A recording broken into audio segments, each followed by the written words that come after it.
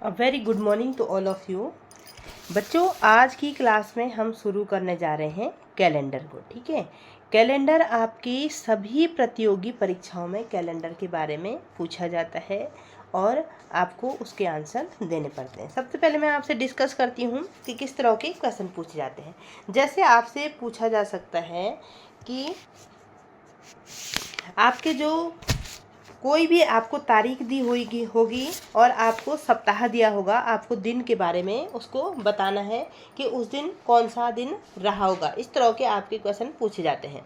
जैसे क्वेश्चन पूछा जा सकता है आपसे कि 17 सितंबर 2011 को कौन सा दिन रहा होगा। अगर आपसे ये क्वेश्चन पूछा जाए तो आपको इस तरह को क्वेश्चन कैसे सॉल्व करने हैं, यह आज की क्लास में हम डिस्कस करेंगे। ठीक है, तो सबसे पहले हम जानते हैं कि इसको सॉल्व करने का तरीका क्या है। ठीक है, अब देखिए, कैलेंडर तो आपके सबके ही घर में होंगे और आपको पता भी होगा कि कैलेंडर किस तरह से देखते हैं। फिर भी हम आपको एक बात बता देते हैं कि जो ये कैलेंडर होता है, इसमें 5 चीज़ें आपकी मुख्य होती हैं। जैसे पहला हो गया आपका दिन। दिन का मतलब आपका हो गया है डे। दूसरा हो गया है आपका सप्ताह। सप्ताह को आप कहेंगे वीक। ठीक है, दूसरा आपका क्या हो गया है, सप्ताह। तीसरा आपका महीना होता है। ये तो आपको सभी को पता है, महीने का मतलब होता है मंथ। ये कैलेंडर में आप रोज देखते हुए आ रहे हैं। चौथा होता है आपका वर्ष। वर्ष को आप कहेंगे ईयर। और एक होती है आपकी तिथि। तिथि का मतलब हो गया बेटा डेट। तो 5 चीज़ें आपकी कैलेंडर में होती हैं। अब जो सप्ताह है उसमें आपके 7 दिन होते हैं। महीने में आपके लगभग 4 सप्ताह होते हैं और एक वर्ष में आपके 12 महीने होते हैं और लगभग आपके 52 सप्ताह होते हैं। 52 आपके वीक होते हैं। दिन क्या हो गया, एक सप्ताह। जो सप्ताह में 7 दिन होते हैं तो आप इसको सप्ताह का 7वां भाग भी कह सकते हैं। दिन को आप सप्ताह का 7वां भाग भी कह सकते हैं। और जो सप्ताह होता है उसको आप वर्ष का 52वां भाग भी कह सकते हैं। वर्ष का 52वां भाग, 52वां भाग, 52वां भाग भी आप इसको कह सकते हैं सप्ताह को। महीना आपका क्या हो गया है, वर्ष के 12वें भाग को महीना कहते हैं। वर्ष के 12वें भाग को। अब हम इसको रीजनिंग के तौर पे पढ़ रहे हैं, इसलिए हम इसको डिटेल में पढ़ रहे हैं। जैसे आप घर में कैलेंडर देखते होंगे, दिन, सप्ताह, महीना, वर्ष, तिथि, ये सभी कैलेंडरों में रहती है। अब इस तरह के क्वेश्चंस को सॉल्व करने का जो तरीका है वो हम पढ़ रहे हैं। वर्ष क्या होता है कि जो शताब्दी होती है, आपके शताब्दी के समय भाग को आप वर्ष कहते हैं। कई बार क्वेश्चन पूछा जाता है शताब्दी के समय भाग को क्या कहते हैं, तो शताब्दी के समय भाग को आप वर्ष कहते हैं। तिथि क्या हो गई आपकी, जो वर्ष है उसके 365वें भाग को तिथि कहते हैं। ठीक है, कोई भी डेट हो गई उसको आप तिथि कहेंगे। तो कैलेंडर में जो ये 5 जो अवयव हो गए आपके, मुख्य चीज़ें होती हैं, वो इस तरह से होती हैं। अब जो वर्ष होते हैं, वर्ष भी आपके 2 तरह के होते हैं। एक तो होता है आपका साधारण वर्ष, और एक होता है आपका अधिवर्ष। अधिवर्ष को आप लीप ईयर कहते हैं। जो साधारण वर्ष होता है इसमें आपके 365 दिन होते हैं और जो अधिवर्ष होता है उसमें आपके 366 दिन होते हैं। तो जो ये एक दिन है ये कहाँ पे बढ़ता है, ये एक दिन आपका फरवरी में बढ़ जाता है। अगर आपकी फरवरी 29 की जाती है तो आप कहेंगे यह अधिवर्ष है, और यदि फरवरी आपकी 28 की जाती है तो आप कहेंगे यह साधारण वर्ष है। तो ये हो गया आपका साधारण वर्ष और अधिवर्ष हो गया। अब जो साधारण वर्ष होते हैं उनको आप कैसे पता करेंगे कि ये वर्ष साधारण वर्ष है या अधिवर्ष है। तो अगर किसी भी वर्ष को आप 4 से भाग देंगे, ठीक है, अगर वह पूर्णतः विभाजित हो जाता है, 4 से पूर्णतः विभाजित हो जाता है तो उसको आप अधिवर्ष कहेंगे। और अगर वह 4 से पूर्णतः विभाजित नहीं होता है तो उसको आप साधारण वर्ष कहेंगे। और शताब्दी होती है, जब शताब्दी वर्ष आते हैं तो उसमें अगर वह शताब्दी, जैसे आपकी 2000 आया था, सन 2000, ठीक है, तो अगर कोई भी शताब्दी वर्ष 400 से पूर्णतः विभाजित हो जाता है, जैसे 2000 को 400 से विभाजित करेंगे तो यह 5 बार पूरी विभाजित हो जाएगा, शेषफल आपका 0 आएगा। तो अगर शताब्दी वर्ष 400 से पूरी तरह से विभाजित हो जाता है तो आप उसको कहेंगे कि वह शताब्दी वर्ष आपका क्या रहा, अधिवर्ष रहा। और अगर वह 400 से पूर्णतः विभाजित नहीं होता है तो वह शताब्दी वर्ष आपका साधारण वर्ष रहा है। तो अधिवर्ष और साधारण वर्ष में आपको अंतर समझ में आ गया होगा। साधारण वर्ष में आपके 365 दिन होते हैं, अधिवर्ष में आपके 366 दिन होते हैं, और फरवरी में अधिवर्ष में 29 दिन होते हैं। अधिवर्ष को ज्ञात करने के लिए आपने क्या करना है, जो भी आपके पास सन दिया हुआ है उसको आपने 4 से भाग देना है। यदि वह पूरी तरह से विभाजित हो जाता है तो आप कहेंगे कि यह जो सन आपके पास दिया है, ईयर आपके पास दिया है, वह आपका लीप ईयर होगा, अधिवर्ष होगा।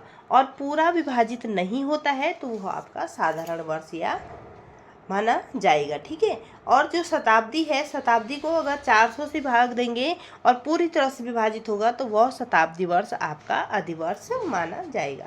अब हम जान लेते हैं कि विषम दिन किसे कहते हैं। विषम दिन, विषम दिन का मतलब होता है कि जैसे एक सप्ताह है और सप्ताह से हट करके विषम दिन, ऑड डे बोल सकते हैं आप इसको। विषम दिन का मतलब क्या होता है, जो एक सप्ताह होता है तो एक जो सप्ताह है उसमें कितने दिन होते हैं, एक सप्ताह में 7 दिन होते हैं। तो एक सप्ताह में 1 तारीख से 1 से लेकर के और 7 तक एक सप्ताह माना जाएगा, ठीक है। एक सप्ताह में आपके 7 दिन होते हैं। तो अगर आपका कोई महीना 30 दिन का है तो 30 दिन के महीने में कितने विषम दिन होंगे, इस तरह के क्वेश्चन आपसे पूछे जाएंगे।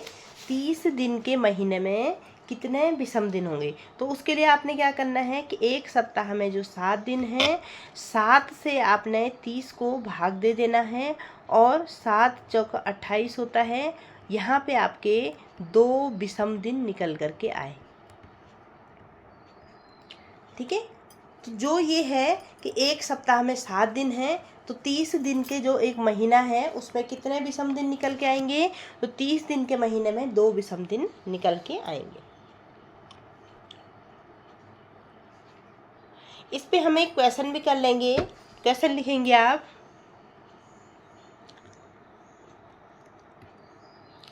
क्वेश्चन है 31 जनवरी सन 1 को, 31 जनवरी सन कौन सा है, सन 1 है। 31 जनवरी सन 1 को कौन सा दिन था, यह आपका क्वेश्चन है। 31 जनवरी सन 1 को कौन सा दिन था। अब क्या है, यहाँ पे थोड़ा सा आप इसको देखेंगे कि जो ईसवी होता है, ईसवी जो संवत है उसका आरंभ सोमवार से हुआ था। इस पॉइंट को आप नोट करिए कि ईसवी संवत का जो आरंभ है वह सोमवार से हुआ था, अर्थात 1 जनवरी सन 1 को कौन सा दिन रहा होगा, 1 जनवरी सन 1 को सोमवार रहा होगा। सन 1 को सोमवार था। इस बात को आपने याद कर लेना है कि जो ईसवी संवत है उसका आरंभ सोमवार से हुआ है, इसलिए 1 जनवरी सन 1 को सोमवार था। अब देखिए 1 जनवरी सन 1 को सोमवार था तो 31 जनवरी सन 1 को कौन सा दिन था। तो ये जनवरी है, इस पे हम फॉर्मूला नहीं लगाएंगे। तो 1 जनवरी को अगर आपका सोमवार था तो यहाँ पे आप सीधा सीधा लिख सकते हैं मंडे। अगर आपका 1 तारीख था तो उसके बाद आपका 8 तारीख को मंडे आएगा। तो संडे कहाँ आएगा? 7 तारीख को संडे आएगा। एक सप्ताह 7 तारीख को हो गया, दूसरा सप्ताह 14 तारीख को हो गया, 21 और 28। तो ये क्या हो गया आपके? ये तो आपके सम दिन हो गए हैं। और उसके बाद आपके विषम दिन कितने हो गए हैं? इसको सीधा इस तरह से निकालेंगे, 31 करेंगे, यहाँ पे 7 से करेंगे और यहाँ पे 3 आपके विषम दिन है। तो 3 आपके विषम दिन है। तो 28 तारीख को आपको क्या आ रहा है? आपका संडे 28 तारीख को आ रहा है। तो उसके बाद 3 विषम दिन होंगे। तो उसके बाद क्या आएगा? सोमवार, मंगलवार और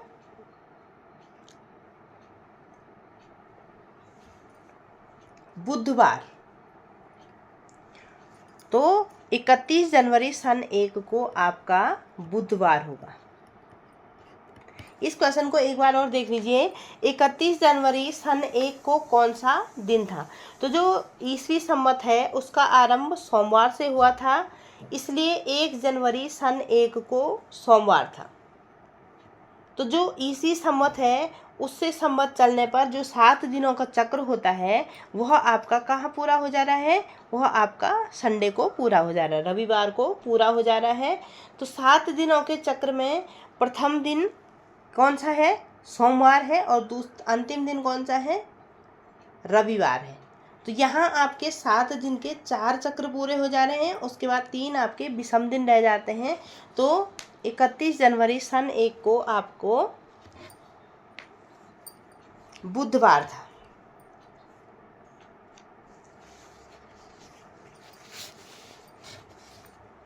अब हमने यह तो हमने साधारण तरह से इस क्वेश्चन को किया कि 31 जनवरी सन 1 को कौन सा दिन था। सन भी वही है और महीना भी वही है। तो हमने यहाँ पे क्या करा कि सप्ताह के चक्र को देखा कि सप्ताह का चक्र कहाँ पे ख़त्म हो रहा है, और जहाँ पे सप्ताह का ख़त्म हो रहा है चक्र, उसके बाद हमने विषम दिनों को देख करके 1 जनवरी और 31 जनवरी सन 1 को दिन निकाला। अब हम फॉर्मूले की मदद से कुछ क्वेश्चंस को सॉल्व करने की कोशिश करेंगे। तो क्वेश्चन लिखिए। क्वेश्चन लिखेंगे आप।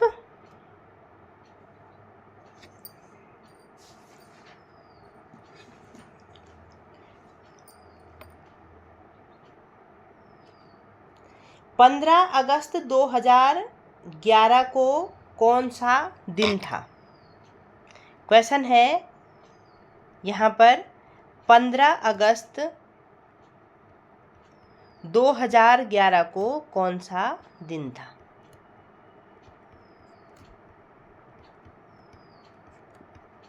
कौन सा दिन था? इस क्वेश्चन की मदद से हम बहुत सारे फॉर्मूले याद करेंगे और उन फॉर्मूलों की मदद से इस तरह के और भी क्वेश्चंस को करने की कोशिश करेंगे। ठीक है, तो यहाँ पे आप फॉर्मूला लगाएंगे। फॉर्मूला लगाएंगे आप यहाँ पे, तो फॉर्मूला हो जाएगा आपका तारीख प्लस महीने का कोड। ये सब मैं आपको बता रही हूँ, महीने का कोड, तारीख प्लस महीने का कोड प्लस आपका वर्ष आ जाएगा, प्लस आपका लीप वर्ष आ जाएगा, और यहाँ पे प्लस आपका शताब्दी वर्ष आ जाएगा। और इन सब को आपने 7 से डिवाइड कर देना है। क्या क्या है? फॉर्मूला क्या है? इस फॉर्मूले को आपने याद कर देना है और इसी फॉर्मूले की मदद से आप इस तरह के क्वेश्चंस को आसानी से कर पाएंगे। बिना दिमाग लगाए आप आसानी से इस ट्रिक से इस जो क्वेश्चन है इस तरह के क्वेश्चंस को कर पाएंगे। कई बार दिया रहता है 26 जनवरी 1949 को कौन सा दिन था, 15 अगस्त 2011 को कौन सा दिन था, या कोई भी दिन दिया होगा, या 26 जनवरी 1947 को कौन सा दिन था, या 15 अगस्त 1947 को कौन सा दिन था। तो इस तरह से जो आपके पास पूछे जाएंगे, इनको निकालने के लिए आपको ये फॉर्मूला आना चाहिए। तारीख पता होनी चाहिए, महीने का कोड आपको पता होना चाहिए, वर्ष आपको पता होना चाहिए, लीप वर्ष आपको पता होना चाहिए और शताब्दी वर्ष आपको पता होना चाहिए। ठीक है, ये सब चीज़ें अगर आपको पता हैं तो आप इस फॉर्मूले को आराम से लागू कर सकते हैं। ठीक है, तो हम इसमें क्या करेंगे,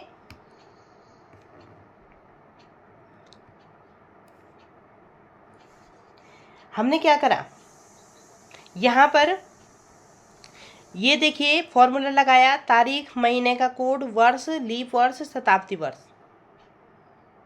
अब हमने क्या करना है, सबसे पहले देखो तारीख कैसे निकालेंगे। तारीख हो गई आपकी 15, तारीख तो आपको दे रखी है। अब महीने का कोड आपको पता होना चाहिए। महीने का कोड मैं यहाँ पे आपके लिए लिख रही हूँ और आपने इन महीने के कोड को क्या करना है, कॉपी में नोट करना है और सारे क्वेश्चंस को इसी तरह से सॉल्व करना है।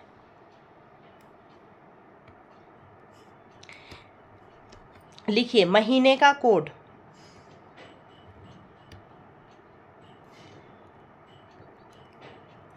महीने का कोड लिखेंगे। महीने का कोड यहाँ पे लिखिए जनवरी, इस तरह से लिखते जाइए आप, फरवरी, मार्च, अप्रैल, मई, जून, जुलाई, अगस्त, सितंबर, अक्टूबर, नवंबर और दिसंबर। इसको याद भी करना है। ठीक है, तो जनवरी का कोड क्या हो जाएगा 1, फरवरी का कोड होगा 4, इसको आपको याद करना है। मार्च का कोड होगा 4, अप्रैल का कोड होगा 0, मई का कोड होगा 2, जून का कोड होगा 5, जुलाई का कोड है 0, अगस्त का कोड है 3, सितंबर का कोड है 6, अक्टूबर का है 1, नवंबर का है 4 और दिसंबर का है 6। तो इस तरह से आपने ये कोड याद कर लेने हैं।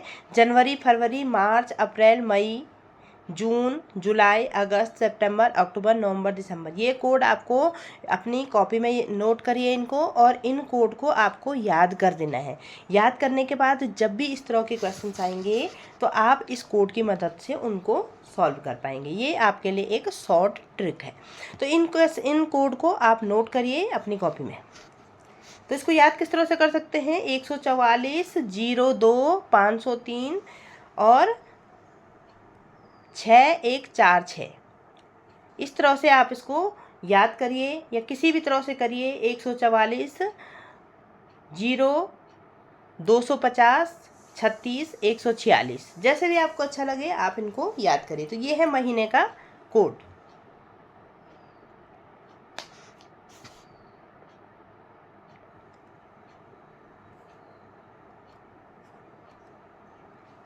तो हमने क्या करा था, हमने जो शताब्दी जो फॉर्मूला कहा था उसको हमने कहा था कि तारीख, महीने का कोड, वर्ष, लीप वर्ष और शताब्दी वर्ष आपने निकालना है।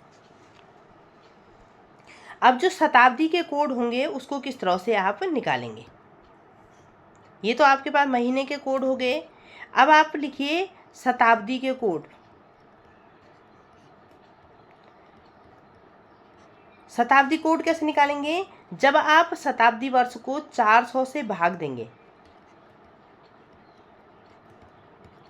तो 400 से जब भाग देंगे तो यदि शेषफल आपका 300 रहेगा तो आपका कोड हो जाएगा 0। शेषफल अगर आपका 200 रहेगा तो कोड हो जाएगा आपका 2। शेषफल अगर आपका 100 रहेगा तो आपका कोड हो जाएगा 4 और शेषफल यदि 0 आता है तो आपका कोड हो जाएगा 6। तो इस तरह से आपको शताब्दी कोड भी निकालना है।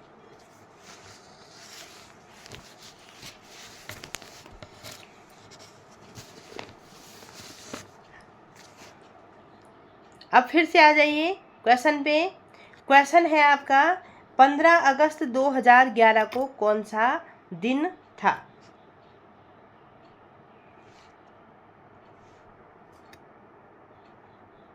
क्वेश्चन क्या है, 15 अगस्त 2011 को कौन सा दिन था। आपने नोट कर लिया है। तो हमने फॉर्मूला लिखा था, तारीख लिखी थी प्लस लिखा था महीने का कोड लिखा था, प्लस हमने लिखा था वर्ष, प्लस हमने लिखा था लीप वर्ष, लीप ईयर, और प्लस हमने लिखा था शताब्दी वर्ष।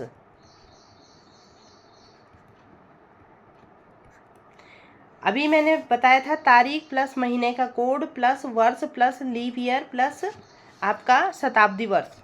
तो तारीख कितनी है आपका 15 है। महीने का कोड अपनी कॉपी में देखिए, अभी मैंने आपको बताया महीने का कोड, तो अगस्त के लिए मैंने कौन सा कोड बताया था 3। ईयर कौन सा होगा, ईयर आपके जो ये लास्ट के 2 अंक हैं, तो ईयर आपका क्या हो जाएगा 11 हो जाएगा।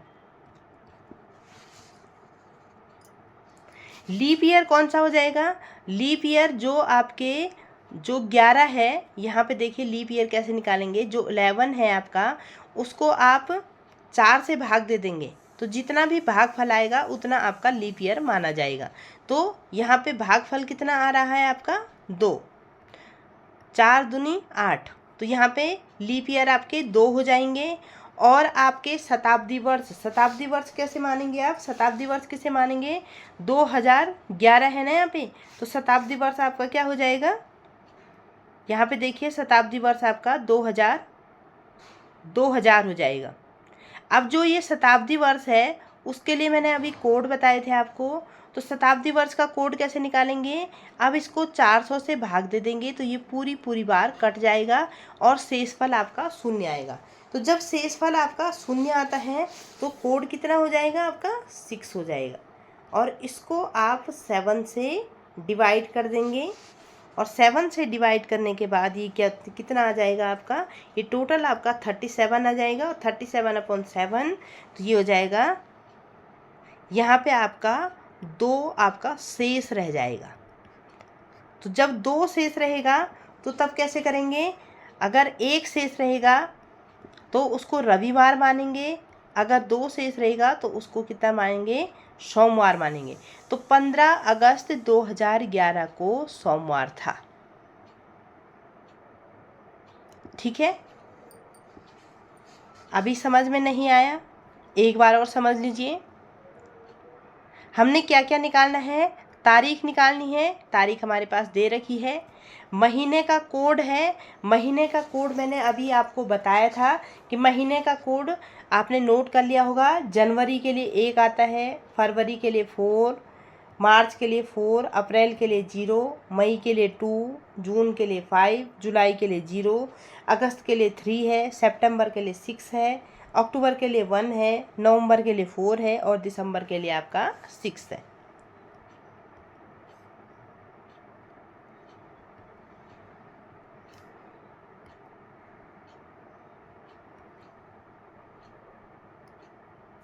तो देखिए हम यहाँ पे कैलेंडर के बारे में चर्चा कर रहे हैं, और हमने ज्ञात किया कि किस तरह से हम कैलेंडर के जो क्वेश्चंस हैं उनको सॉल्व करेंगे। ठीक है, यहाँ पे हमने अभी क्वेश्चन करा था कि जो 15 अगस्त है, 15 अगस्त 2011 को कौन सा दिन था, ये हमने ज्ञात किया। ठीक है, उसके लिए हम आपको महीने के कोड आपको बताए मैंने, और शताब्दी कोड आपको बताया, और फॉर्मूला आपने लिखना है कि फॉर्मूला आपको किस तरह से ज्ञात करना है। तो सबसे पहले आप शताब्दी कोड और महीने के कोड देख लीजिए। ठीक है, ये देखिए ये महीने के कोड मैंने यहाँ पे लिखे हुए हैं। जनवरी के लिए 1 होगा, फरवरी के लिए 4 होगा, मार्च के लिए 4, अप्रैल के लिए 0, मई के लिए 2 होगा, जून के लिए 5 होगा, जुलाई 0, अगस्त 3, सितंबर 6, अक्टूबर के लिए 1 होगा, नवंबर के लिए 4 होगा, और दिसंबर के लिए 6 होगा। इसी तरह से आप शताब्दी कोड देखेंगे। शताब्दी कोड में अगर आपका शेषफल 300 आएगा तो कोड आप 0 रखेंगे, शेषफल आपका 200 आएगा तो आप कोड 2 रखेंगे, शेषफल आपका 100 आएगा तो कोड 4 रखेंगे, और यदि शेषफल आपका 0 आता है तो आप क्या रखेंगे, उसको 6 रखेंगे। ठीक है, अब दिन देखेंगे यहाँ पे कि अगर आपका 1 आएगा तो आपका रविवार होगा, 2 आएगा तो सोमवार होगा, 3 आएगा मंगलवार होगा, 4 आएगा बुधवार होगा, 5 बृहस्पति, 6 शुक्र, और 7 शनि। तो क्वेश्चन पे आते हैं हम। क्वेश्चन है आपका 15 अगस्त 2011 को कौन सा दिन होगा? तो महीने के कोड आपको बता दिए हैं मैंने, शताब्दी कोड आपको बता दिए हैं, और अगर लास्ट में आपका आंसर 1 2 3 4 आता है तो वो भी मैंने आपको बता दिया तो कौन सा दिन होगा। तो फॉर्मूला क्या बताया था? फॉर्मूला आपको बताया था कि आपने यहाँ पे क्या निकालनी है? तारीख निकालनी है, ठीक है। तारीख प्लस आपको यहाँ पे क्या लिखना है? महीने का कोड लिखना है। इसी तरह से आपको और भी क्वेश्चन करने हैं, मैं बहुत सारे क्वेश्चन आपके लिए लाई हूँ। फिर निकालना है आपने वर्ष, फिर आपने निकालना है लीप वर्ष, और फिर आपने निकालना है शताब्दी वर्ष। शताब्दी वर्ष का आप यहाँ पे कोड रखेंगे और इन सबको आप 7 से भाग दे देंगे। तो 15 अगस्त 2011 को आपने निकालना है कि कौन सा दिन होगा। तो तारीख क्या हो जाएगी बच्चों? तारीख आपकी हो जाएगी 15 तारीख आपकी हो जाएगी। महीने का कोड क्या हो जाएगा? अगस्त का कोड आप अपनी कॉपी में देखिए, तो अगस्त का कोड आपका 3 हो जाएगा। वर्ष मैंने आपको बताया था, वर्ष में आपको लास्ट के 2 अंक लिखने हैं, तो वर्ष आपका 11 हो जाएगा।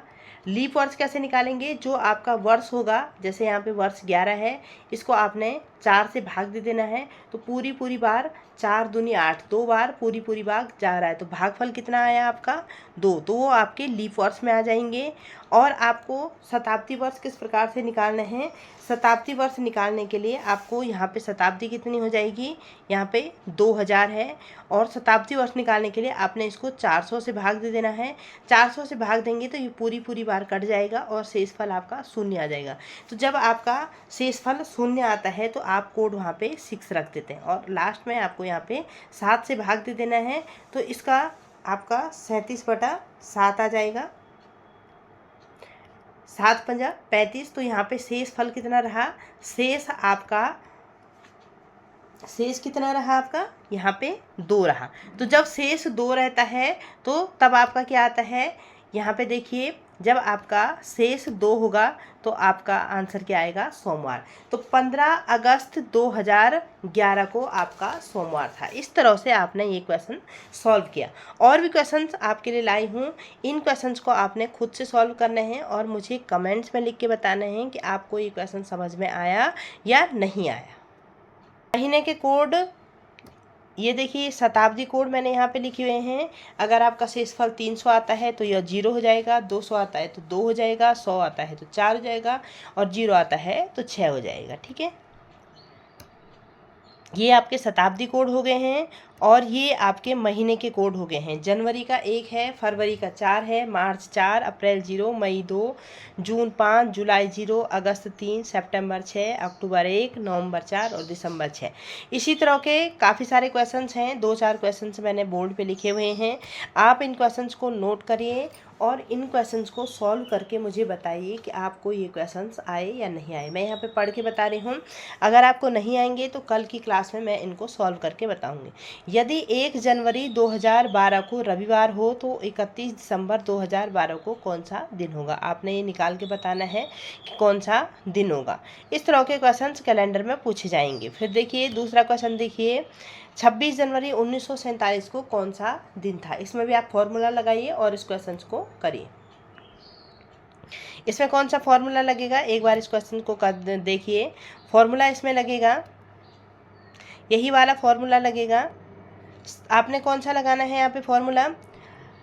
26 जनवरी 1947 को कौन सा दिन था? तो फॉर्मूला है आपका, तारीख लगाएंगे आप, तो तारीख हो जाएगी आपकी 26। उसके बाद आप महीने का कोड लगाएंगे तो जनवरी हो जाएगा महीने का कोड। उसके बाद आप वर्ष लिखेंगे, उसके बाद आप लीप वर्ष लिखेंगे, और उसके बाद आप शताब्दी वर्ष लिखेंगे। जो शताब्दी वर्ष का कोड आएगा वो लिखेंगे और इन सबको 7 से भाग कर देंगे, तो आप आसानी से निकाल सकते हैं कि 26 जनवरी 1947 को कौन सा दिन था। तो आज की क्लास में हम इतने ही क्वेश्चंस को करेंगे। जो नेक्स्ट क्लास होगी उसमें हम कैलेंडर के और भी क्वेश्चंस को करने की कोशिश करेंगे। तो आज की क्लास के लिए इतना ही काफ़ी है। Thank you classes.